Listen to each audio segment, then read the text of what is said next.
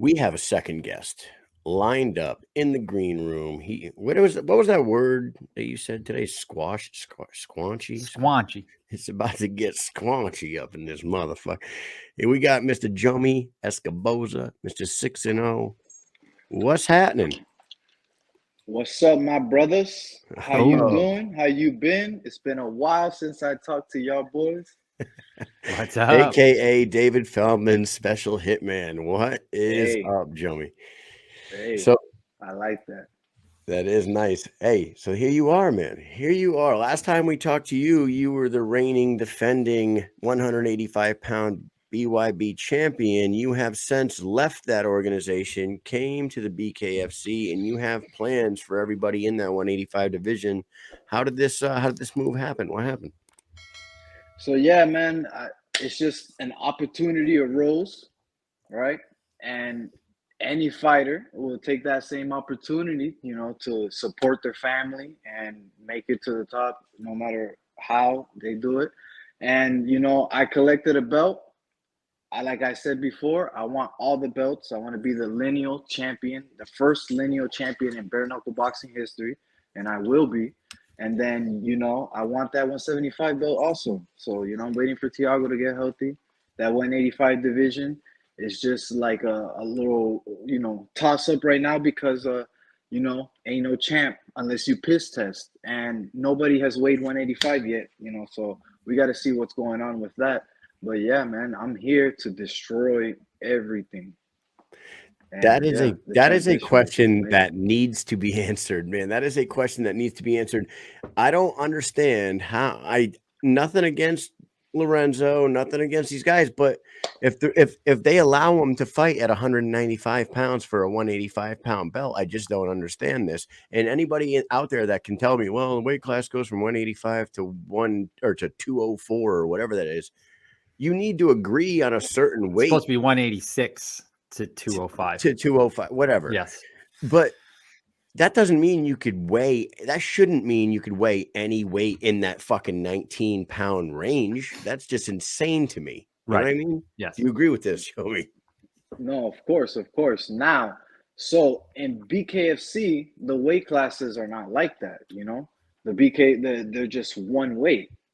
But, trying to save the old man, his belt from not getting taken away, my boy Lorenzo is gonna take that. You feel me?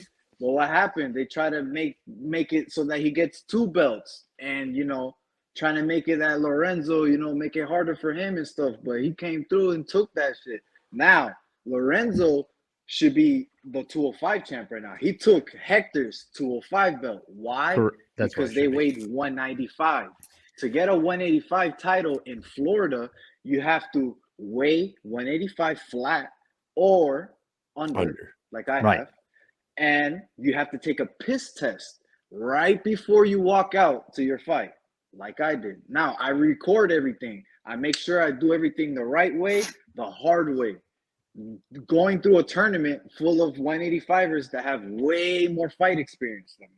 Cool. I did that. I took a piss test. I did everything I needed to do to be the cleanest champion. I got my receipts. I got everything. Now, now it's time to start exposing all the weird shit that everybody's talking about because, I'm a true clean champ. I got receipts for it. I understand there might be other clean champs, but I'm the only one with receipts. I can say this. Your opponent's in the chat room, just so you know, calling you Little Johnny. Oh yeah, I know. Little Tommy and Little Johnny. Yeah, that's his little weak comeback, because Little Tommy is what it is, Little Tommy and Didi. You know who Didi is? I do, but let everyone know. Okay, so Didi stands for Delusional Daddy, Little Tommy and Delusional Daddy. And, it's going to be a rough night. It's going to be a rough night for them because I promise you, there's only two things that can happen. He quits or gets put to sleep, doesn't make it count. That's one thing. Those are all, in that category. Or two, he dares to last 5 2-minute rounds and his face will be mauled up, like destroyed. And I No, you're promise you coming that from this is BYB. BYB has 3-minute rounds, right? And seven round fights. So Right. you've gone that extra minute and those extra rounds. So honestly, and how do you've I been in look? there. You've honestly been in there longer than most guys in the division. You know what I mean? As far as time in the ring goes, in the actual Cardio for combat, you know, days. Cardio for days. And that will cardio. be shown. That will be shown in this. Now, of course, 2-minute rounds, more activity. But guess what? I've been shown to prove that I do, you know, I do pressure, I do everything, I do movements, everything, and still have cardio at the end of the fight. I can keep going, keep going, keep going. I can be explosive. I can move fast for 2 minutes, whatever it is, and still be ready to go because I'm training nonstop.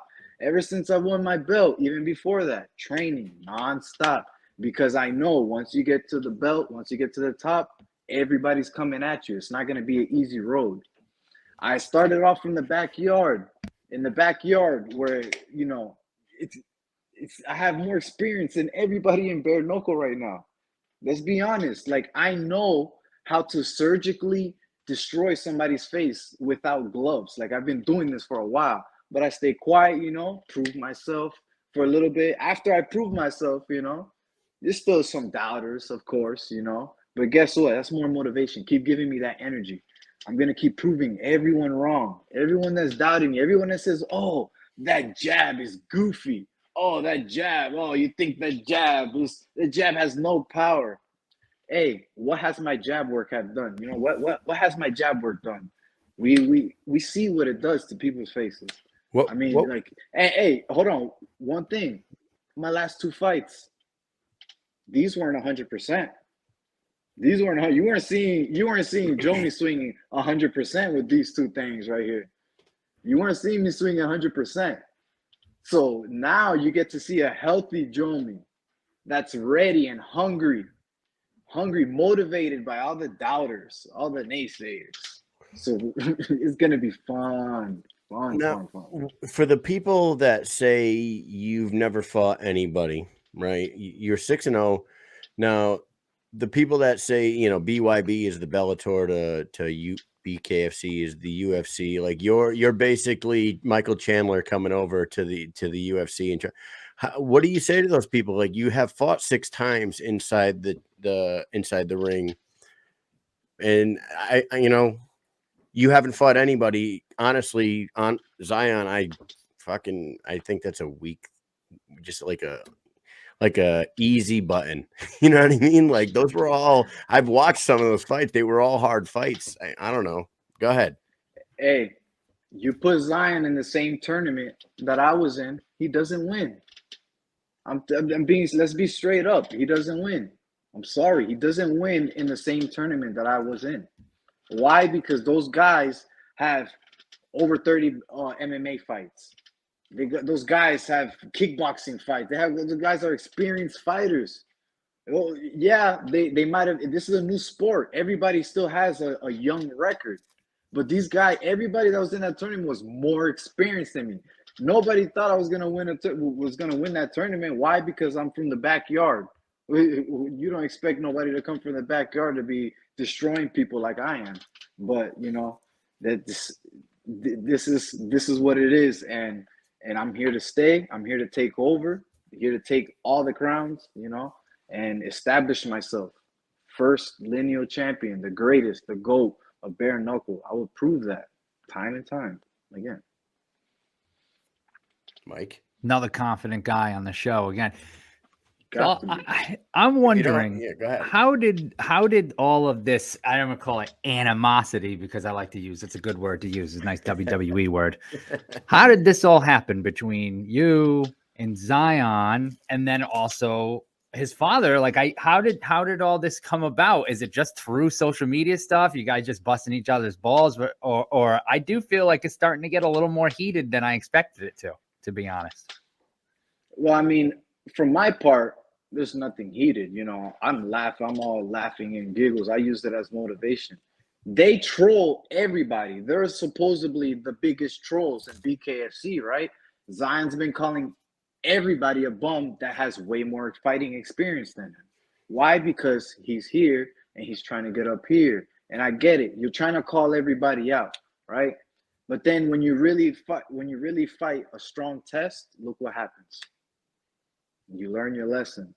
You just stop trolling people, bro. Just put in the work first, get some ammunition, you know, and then start shooting. But don't shoot a gun with no ammunition, because then now you're gonna get shot, and that's what happened. Was he trolling? Like, was this a thing before they signed the bout? Like, or did they offer the bout to you? You accepted it, and then all of a sudden you guys were beefing online. Well, how did that happen? So let's put it like this. Before I even won my title, he's been calling me a bum. Little Tommy's been calling me a bum, right? He's called Yuli Monster a bum, right? He's called Mike Perry a bum, right? The Marine, you feel me? No respect for you know, a fellow troop, calling him all different types of names and shit, right? He's been calling everybody bum. He's disrespecting me since before I don't even know who this guy is. I'm just like, yo, who's this guy? I'm laughing. I'm just like, yo, hey, you're just making me laugh. Thanks for the laughter. Thanks for the motivation. So now guess what happens? He does that. Okay, cool. I'm motivated now. I'm training even harder. I go out there and beat everyone's ass to win that title. And now guess what? The opportunity arose to come to your town, right? Not your town, your organization, right? And of course, you know, I have different options to see what, you know, what I want to do in BKFC. But what did I tell Nate Shook and my manager? Get me Little Tommy. I want Little Tommy. He's been calling me a bum. He's been saying this and that, this and that. Oh, I'm gonna give you what you want. I'm gonna give you what you want. You feel me? Yeah, I'm gonna give you what you want. You're gonna get what you want. The first fight in, debut on the biggest card, so everybody could see. That way, it could be replayed millions and millions of times. You feel me? So it's just like, yeah, man, he started something that just can't be stopped. He's just adding more motivation. Now, my fight with Luis Melo, this man was threatening me, threatening my life, had people in the Brazilian jails inboxing me, telling me that they're gonna kill me if I go to Brazil. He had his little teenage son trolling me, trying to talk shit to me. And I laugh. I find that hilarious. That's just more motivation. If you guys watch Dragon Ball Z, when the world is giving Goku all the energy for that spirit bomb, that's how I feel. All the trolling, all the negativity, positivity, all that turns into positive energy, and it comes into these things right here. The level of confidence on some of these I love it, because obviously you shouldn't be a fighter if you don't have confidence. Like, true, man. I love it, man. I feel the energy you have. I'm gonna throw a few of these things. He's busy in the comment section. I'm gonna knock this goofy dude out in a second, unless he's dumb enough to get up. That's what he says. He says, "Who have you fought?" He says, "Who have you fought?" I fought established pros. He hasn't. I'm gonna keep going. Hold on. You fought a 1-1 Ami at 5-0. He says, 5-0. Yeah, he says, dude's a clown, thinking he's gonna run through BKFC with a jab. And then he called Mike Richmond Mike Bitchman. So you definitely got him right. You got him riled up, and I'm very interested in this fight for sure. And you asked the wrong guy. Promise you, it's not gonna be a good night for you on the 19th. Yeah, bro. So there you go. You got a beef in front of you, that's for sure. Yeah. Oh, trust me. It's been beef. It's beef. It's not the only beef that you have right now, and I want to ask you about another one. We had Joey Angelo on the show about a week ago, maybe a week and a half ago. About a week ago. Just about a week ago. It was all good just a week ago. Yes. Joey Angelo, where'd this beef come from? Like, what's the deal between you two? So he was supposed to be the guy I defended my title against. You know, I try to push to fight another champion and an organization that they were partnered up with, you know, and it was an amazing fight. It was supposed to be like the biggest, you know, champion versus champion. The winner takes all the belts and the Police Gazette belt, right? That it couldn't be, you know, that match couldn't have happened. I'm supposed to fight Joe Angelo. Cool. Now, opportunities arose where I can make, I could support my family. I could do things more for my family. Any fighter would have done what I have done, to help build, themselves up, help, get as much money as possible, help their family, do all of that. So you're talking about Now, leaving and going to yeah, BKFC. leaving Okay. as going, to go collect more belts. Okay. Now, I let him know this. I'm like, bro, listen, bro. I told him the situation. I was like, yo, tell me if I'm lying. You would have done the same shit. And he said, no, you're right, bro. I have the receipts. I have the DMs. Like he's being all cool and shit. I'm like, bro, like you would have done the same thing, bro. You can't be mad at this shit, Like I'm relinquishing the belt, whatever. You can fight for it if you want. I'll come back and take it from whoever has it.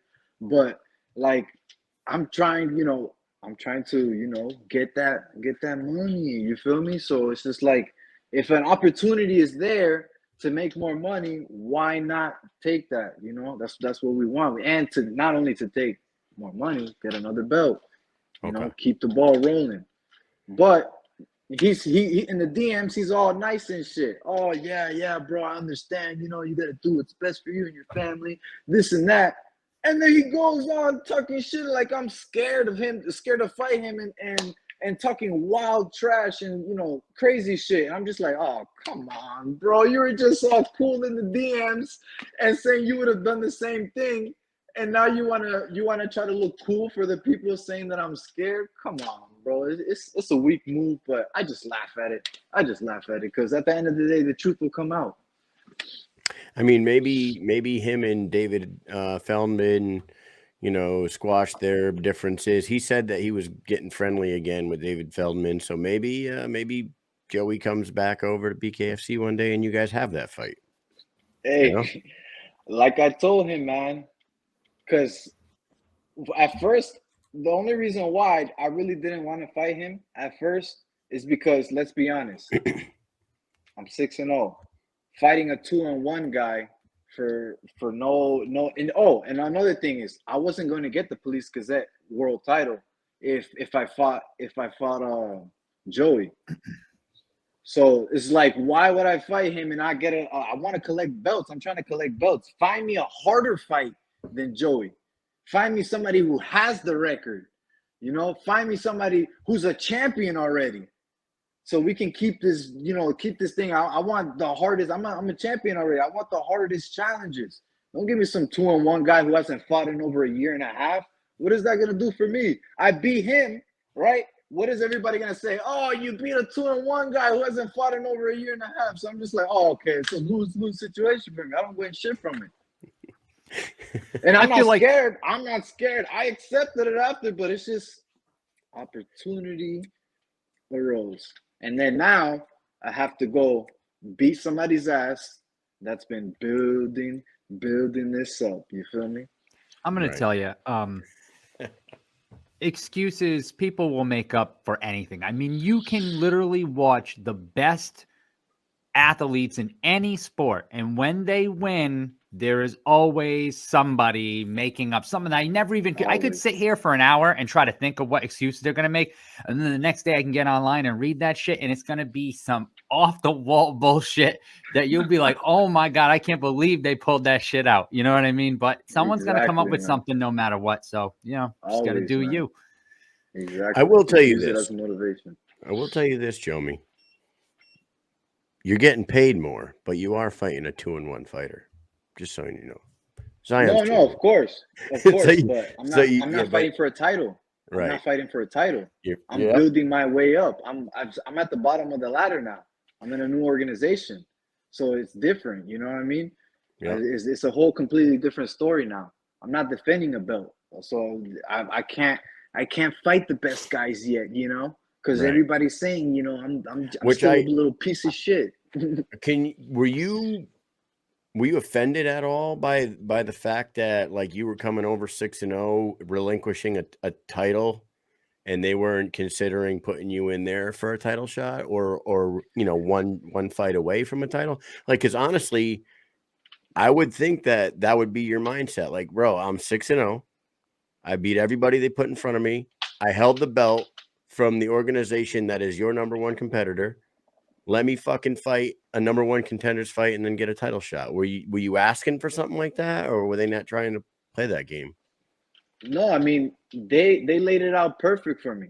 They told me I control my own destiny. You know, I gotta come out, show out, and destroy, and put on a amazing show and put on a statement that I'm in title contention, and that's exactly what I'm gonna do. I love when I'm giving the opportunity to control my own destiny, because I will control my own destiny. Big Ben, hold on. So Big Ben in the comments says no because you're 0-0 in BKFC. I understand he's 0-0 in BKFC, but if Fedor Emelianenko back in the day when he was in his prime came over to the UFC 0-0 in the He would have an UFC, he would immediate title shot. immediately be fighting Immediate. Randy Couture for the fucking title, and Oh, yeah. everybody knows No that. doubt. It doesn't matter what his record is in that organization. If he is undefeated in another major organization somewhere else in the world, and Fedor came over to the UFC, he would have been getting a title shot. That's all I'm saying.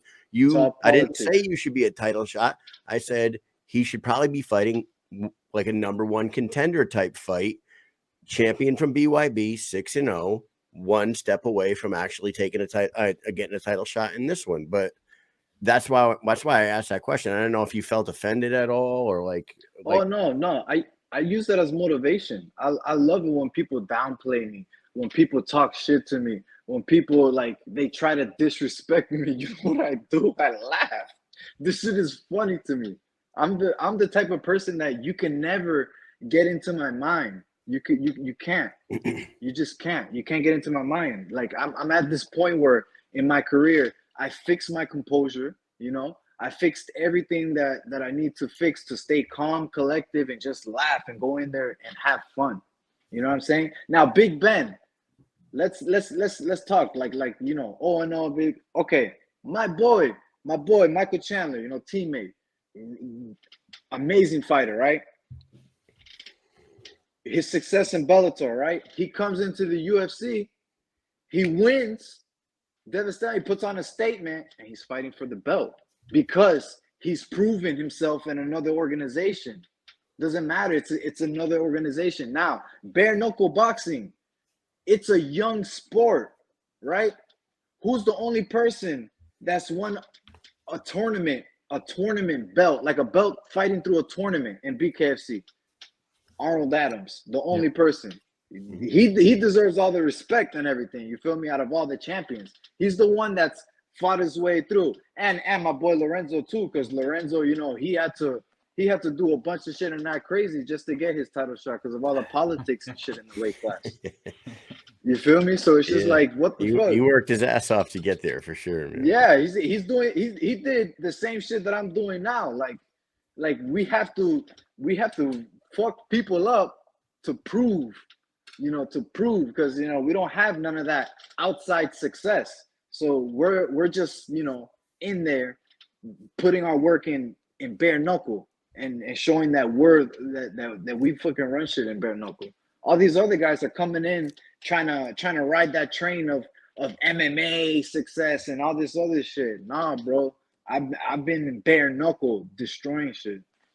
Yeah, Big Ben, that is true. Big Ben is one of the most loyal viewers of this show for sure, and he says you guys called it the lower company for sure. I mean yourself, and I referred to it as the Bellator compared to the UFC, and the reason why I said that is because when BYB fighters come over to BKFC, they don't get title shots. When BKFC fighters go over to BYB, they get title shots. That's all I'm saying. It's like, that's it, man. And I'm not fired up. I'm not fired up, Brad. I'm always like this. Yeah, of course. But Big Ben just wants to let you know he's not disrespecting you. Yeah. We all know that. Of course. I know that, Big Ben. I was just, you know, giving a prime example of the situation that you put up, and that's a prime example. Now, Strikeforce had old champs in the UFC, you know, going straight to the top and shit like that. But I mean, I'm willing to come in and prove myself to get what I need to get, you know, to get what I want. And I'm going to do that. There's no problem. They gave me David Feldman and Nate Shook, they told me, listen, man, you control your own destiny. That's what I want. That's what I love. These are going to control what's going to happen. Dude, Jomi, bringing up Strike Force was fucking beautiful because I used to love Strike Force, and Strike Force was always looked at as the lower organization. But think about that. DC, Robbie Lawler, Tyron Woodley, Jacare, Luke Rockhold, Gegard Mousasi, Luke Rockhold. Yeah. Man, Nick Diaz. A lot of Nick Diaz. Oh my God. Josh Ronda Thompson. Rousey? Ronda Rousey. The people Misha that came Tate. out of that organization are goddamn legends, man. I'm telling you, that was a great analogy right there. So, man, you're always a fun guest, my friend. We're gonna do a speed round with you because we got some fun questions for you, and we are super pumped up to see you when we get down there. You and Zion are both great people, great interviews all the time, and you guys are going to put on a great show. Let's ask him a few questions, starting with number one. Jomi, who's the greatest TV dad of all time? Ooh, greatest TV dad. Oh, let me see. Oh, man. I'm trying to go through all the TV dads right now. Who comes to mind when you think TV dad? Don't say Bill Cosby. What? I would say, I don't know. I would say Dana White. Dana White. David Feldman. David Feldman and Dana White. All right. I would say Al Bundy. That's what I would say too. Al Bundy's a pretty good one. Or Danny Tanner. From Everybody Hates Chris, his dad also, he's very, very tight with his pockets. Yeah. I'm a big fan of Peter Griffin as well. So, Peter Griffin, yeah. Oh no, I gotta go. The greatest dad, Piccolo. Who's Piccolo? From Dragon Ball Z. Dragon Ball Z. This guy. The one who basically raised Gohan. There you go. Number two. Would you rather be covered in scales or fur? Okay, just a little bit more details. Are the scales like fish scales, or is it like fish? Fur. Because I don't know, fish scales. I don't know. That'd be kind of weird. Yeah, Zion, I apologize. I don't know Dragon Ball Z. I apologize to you. I apologize to Jomi. I apologize to everybody. He has a bonding moment. I should be fucking ashamed of myself. I know. It's a bonding moment for you guys. Oh my God. After you guys kill each other down there, you guys can go out and have a drink and talk it over. That's right.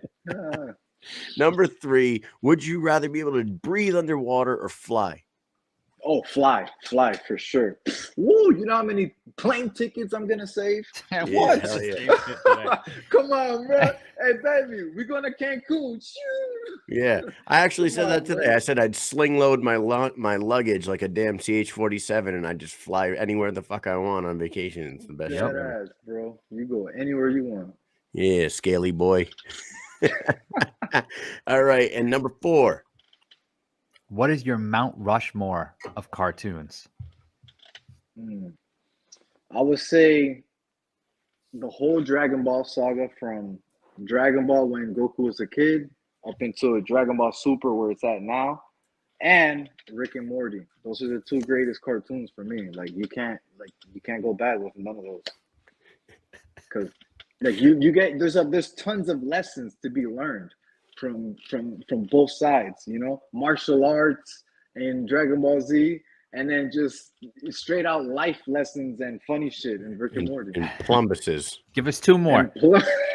And Plumbus. Everybody has a Plumbus. Everybody has a Plumbus in their house. Right, everybody knows that. In the Schleem. All right, and the last one, number five. Who's winning the Super Bowl this weekend, the Rams or the Bengals? Okay, so I'm a Baltimore Ravens fan, so fuck the Bengals. I want the Rams to win. There you go. Shit. All right, man. So that is it with you. Go ahead, shout some people out, give us a prediction in the fight, and then we will let you get on your way. And make sure you're following him. All his socials are at the bottom of the screen there. First of all, Baruch Hashem Yahuwah, creator of all things, gets the first shout out. It's the one that keeps me healthy, keeps me prepared for all the fights. Shout out to my team, Team KO committee, my management team, my main training team. They get me ready for everything. Gang all day. You see them in my corner all day. Also, shout out to Sanford MMA. These guys are a bunch of killers. Everybody knows this is one of the best camps in the world. These guys go in there. I'm always in more danger than any of my bare knuckle fights on those sparring mats. Guaranteed. Always way more danger. Who just joined Sanford MMA? Somebody big name. That was like news. Somebody. Who am I thinking of?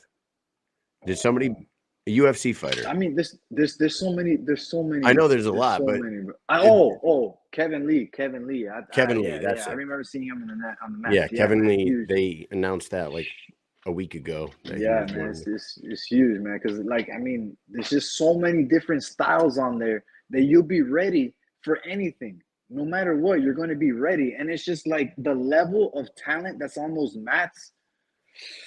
Man, it's going to be hard to find that in BKFC, to be honest, man, because like, yo, it's a lot of killers, man, like assassins, bro, like. Absolutely.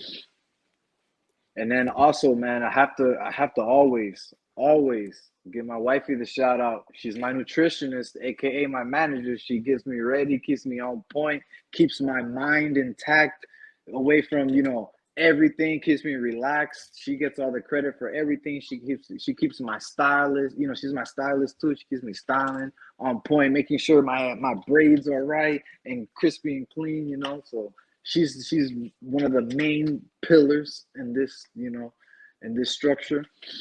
And just, you know, shout out to you guys, man. Shout out to you guys for giving me this platform.